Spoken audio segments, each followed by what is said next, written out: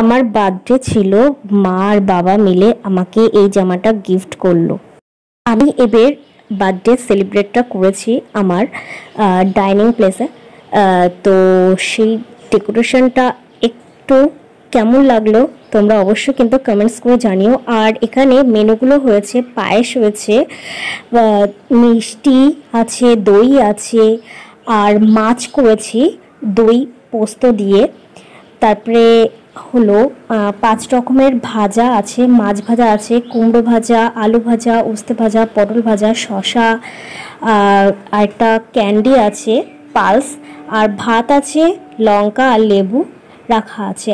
এবার আর কোনো মাংস টাংস নিয়ে আসিনি, তোমরা দেখো। আর এখানে 2 রকমের মিষ্টি দই আর টক দই, 2 রকমের দই আছে। আর কেক তো পাশে রাখাই আছে, তোমরা দেখে।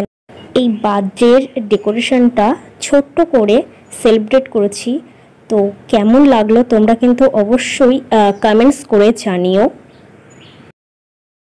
মা আমাকে ধান দ্রব্য দিয়ে আশীর্বাদ করছে। এখানে একটা ঘটনা ঘটেছে, যখন আমাকে মা বরণ করছিল, তারপরে কেকের থেকে মোমবাতিগুলো মেল্ট হতে শুরু করেছে, তোমরা দেখতেই পারছো পুরো। আর এই জায়গাটা তারপর বন্ধ করে দিয়েছি, তারপরে আবার জ্বালিয়েছিলাম। আর আমি ভুলে গেছিলাম যে এইটা গলবে না, তাই ভেবেছিলাম। তারপরে কেক টেক কাটলাম, আর দুপুর টাইমে বেশি বাড়ায়নি। তারপরে মা আবার বেলুনটা ফাটালো, খুব এনজয় করেছি। আর মা পরে আমাকে একটা 100 টাকা নোট দিয়ে আশীর্বাদ করলো। আর বাবা বাড়ি ছিল না, তারপরে বাবা নিয়ে এসে ক্যাডবেরি আর কোল্ড ড্রিঙ্কস। আর এই আজকের দিনটা খুব ভালোভাবে এনজয় করলাম।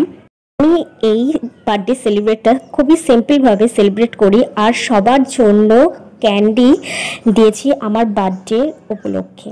ওকে, বাই। আমার দিদিরা এসেছিল তার বেবি আর তার হাজবেন্ডকে নিয়ে।